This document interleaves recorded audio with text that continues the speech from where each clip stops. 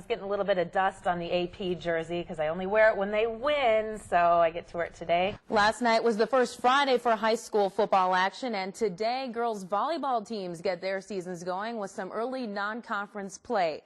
Game 1, West Salem versus Eau Claire North. West Salem's Missy Pentrick gets the big kill at the net. West Salem takes the early advantage. West Salem takes the game and the match over the Huskies. Next match for West Salem is another non-conference game, this one with McGuanago.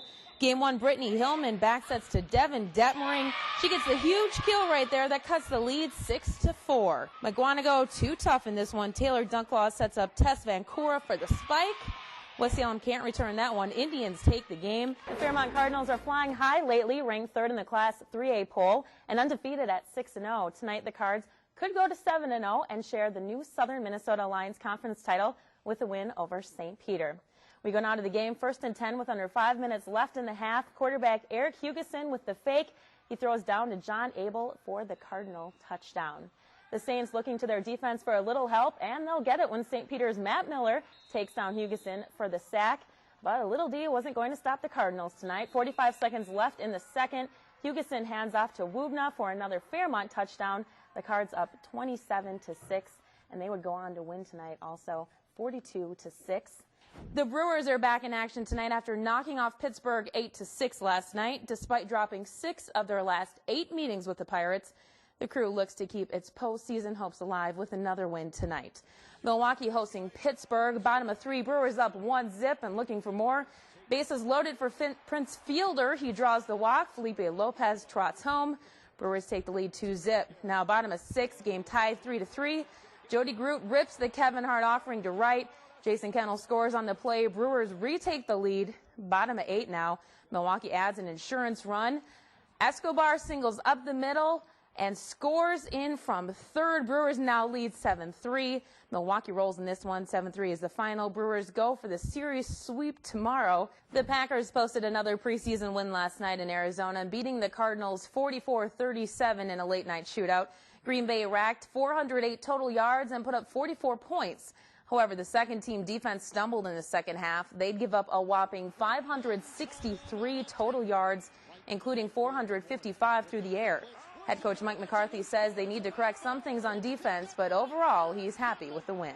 A St. Paul woman pulled into this Tires Plus in Winona on Friday. She told mechanics she was having problems with her belt tensioner on her Chevy Malibu. But what she told them next had these mechanics doing a double take. It was kind of like this. It was like this. And then I looked at Dave, and he looked at me like this. And it was just like, what do you say to that, you know? There's a goat in your trunk. I had to repeat it, you know? So it was like, and then she said, yeah, and it's alive. While the woman was filling out paperwork, she casually told mechanics she was planning on butchering the goat. The woman left the shop while the repairs were being done. The mechanics then discovered a purple and gold spray-painted goat with Brett Favre's number 4 shaved into its side. Its legs were bound and it wasn't moving much. We pulled it in the shop, and one of the mechanics heard it kind of cry a little bit, and then it just started screaming, like crying really loud. So we opened the trunk. Actually, one of the mechanics opened the trunk, and the goat stuck its head up and was kind of looking around, and it was tied up and it had spray paint on it.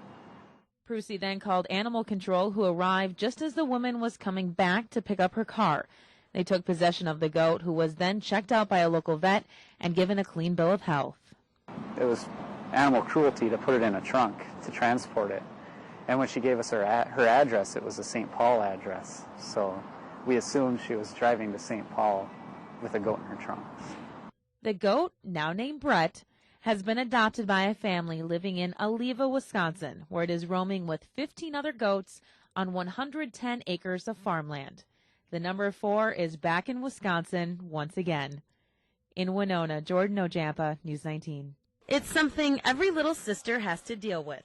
But for one New Ulm sophomore, the big brother battle turned into a rumble on the mats. I was hoping I could get good and beat up my brothers, but it never happened. What did happen was even more rewarding. New Ulm sophomore Ashley Johnson decided to give wrestling a go as the only female on the team. I mean, any girl that steps on the mat with, you know what I mean, in a room with 21 guys and then she being the only girl, it's talent right there. A talent that's ended in losses for a lot of male opponents, but as the guys fall, Ashley's philosophy remains the same. That's his problem. I don't really worry about it. Ashley isn't the only female wrestler hitting the mats this season. Another Southern Minnesota athlete is pinning and winning against the guys. Big brothers were also influential to another area wrestler's success. Kelly Rasmussen is a Blue Earth area senior who hit the mats after watching her brothers do the same. My brothers used to wrestle when I was younger, so I went to all their meets, and then I just decided to go into a tournament, and I ended up winning it, so I just continued.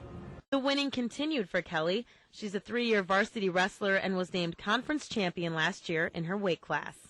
She's been a big part of our team and a lot of wins, and you know we count on her a lot for pins. She's a good pinner. She's got good technique, and in fact, what she lacks in strength, she makes up for in her techniques. Kelly hopes that same technique lands her on a college wrestling team next year, but for now, she's just one of the girls wrestling with the guys. They're really supportive. It's a great team. In Blue Earth, Jordann Rylance, News 12 Sports. On October 5th, Packers fans will see something they never imagined. I thought I'd never see the day. I grew up watching Favre when I was a little kid, loved them all my life.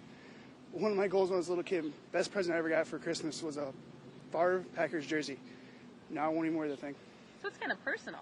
It is. It really is, because he was my hero when I was younger. And I just thought the world of him. But now, you know, when he went to the Jets, I understand.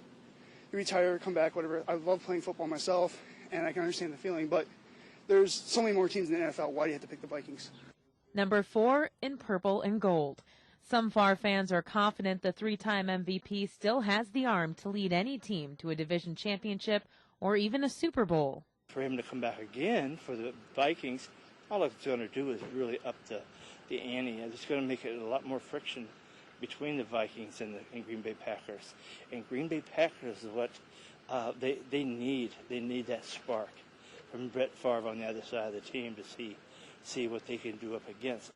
Others say his age combined with his widely known inability to perform well on turf and indoors will ultimately land the quarterback in retirement for a 3rd time. Last year with the Jets, he did fall apart at the end of the season, so I'm hoping his arm will just fall apart or something. Yeah, La Murphy's. Hey.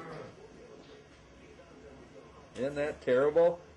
Mark Murphy is a die-hard Packers fan. He hopes Favre made the decision to return for the love of the game and not for sweet revenge against Packers GM Ted Thompson. Regardless, Murphy says Favre's accomplishments as a Packer won't soon be forgotten. I don't think that he's lost his place in the Ring of Honor. I think it's going to be sometime down the road before you do see that number 4 jersey get up on the wall. I think he's hurt a lot of people, more than he realizes. It's a sad day in Wisconsin, I can tell you that.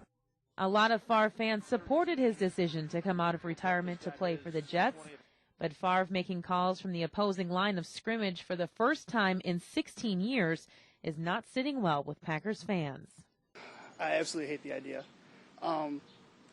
Any person that can be put into the fact of building the Packers dynasty and then going to our most hated rival of all time, I just think he's a traitor. Monday Night Football will be worth watching October 5th as Favre faces off against his former NFC North rivals. I would love to see the Packers clobber him twice. That would be the best scenario. In La Crosse, Jordann Rylance, News 19.